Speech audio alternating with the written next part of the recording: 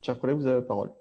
Merci. Madame la Présidente, Monsieur le Directeur Général, Sodexo est une entreprise qui est connue, bien entendu, 450 000 personnes, présente dans 67 pays, 35 000 collaborateurs en France. L'essentiel de votre activité de Sodexo est désormais hors aussi de son berceau français. Votre groupe réalise 80% de son chiffre d'affaires à l'international, 75 millions d'utilisateurs chaque jour, en multiservices, je sais qu'ils sont nombreux, au service des entreprises, des collectivités. Vous pratiquez pratiquement 3000 embauches par an dans 150 métiers. Respect, je vous dis bravo. Mais j'ai un souci. Vu l'épidémie dans laquelle nous nous trouvons aujourd'hui, une telle réussite au sein d'un groupe international, français et international, eh bien, je pose quelques réflexions. Je me dis, vous avez des contraintes. Vous l'avez souligné, contraintes des prix, de vos services face à la concurrence. Vu les nombreuses activités de votre groupe sur le plan national et international, que ce soit n'importe quel service, des concurrents, vous en avez beaucoup. Moi-même, j'ai été dans un monde passé, chef d'entreprise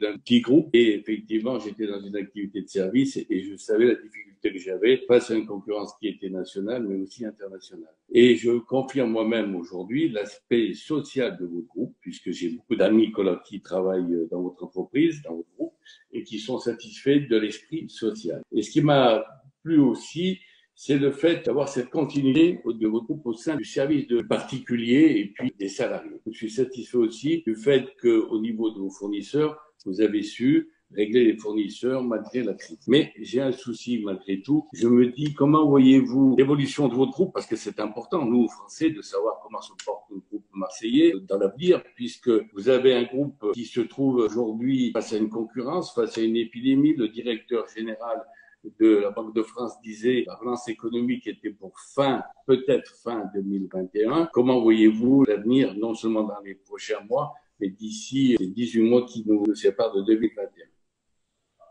Je répondrai d'abord sur la vision générale et la question sur l'évolution de notre groupe et votre dernière question. Il est clair que nous allons vivre 2 ans qui vont être difficiles, c'est clair. Et si on regarde la façon, aujourd'hui on en est à faire des scénarios. Il y a des gens qui ont la certitude sur l'avenir, je crois qu'il y en a peu. Statistiquement, il y en a probablement un qui aura raison sur les 10 000 qui font des prévisions, mais en tout cas, ce qui est certain, c'est qu'il y a vraiment très très peu de visibilité. Néanmoins, les scénarios nous donnent les choses suivantes. Nous voyons le monde de l'entreprise repartir relativement progressivement, et je pense qu'avec Anna, on reviendra particulièrement sur le télétravail, qui est effectivement une question importante pour nous, un sujet que nous savons pouvoir aborder, que nous savons gérer, mais qui évidemment va impacter notre chiffre d'affaires d'une certaine manière. L'entreprise va repartir progressivement. Les hôpitaux et les maisons de retraite, nous avons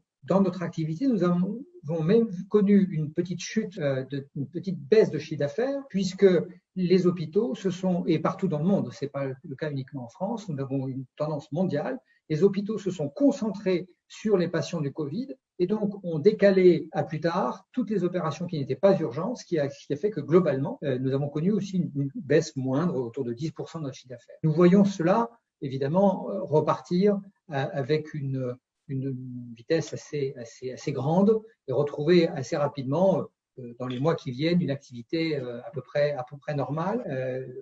Ça, c'est ce que nous anticipons.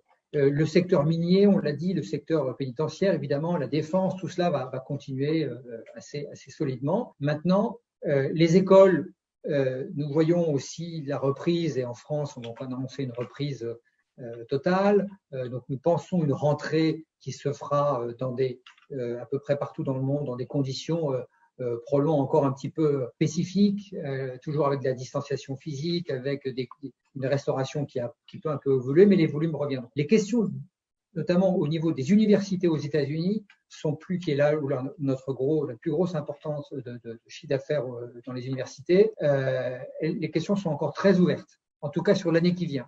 Combien d'universités seront en online, de l'enseignement en ligne, par rapport à l'enseignement sur le campus? Beaucoup d'universités, et ça représente plus de 2 milliards d'euros de chiffre d'affaires chez nous, se posent des questions sur la façon dont elles vont aborder cette année. Probablement, l'année suivante sera plus établie. On pense qu'il y aura des vaccins. L'arrivée d'un vaccin va évidemment changer pas mal la donne sur la reprise totale dans un nombre de secteurs. La dernière incertitude pour nous, c'est le segment sport et loisirs, et donc le tourisme, qui est une grande inconnue. Je dirais qu'on va donc avoir une période difficile pendant les 12-18 mois qui viennent, c'est clair, pas partout, mais dans les secteurs que j'évoquais.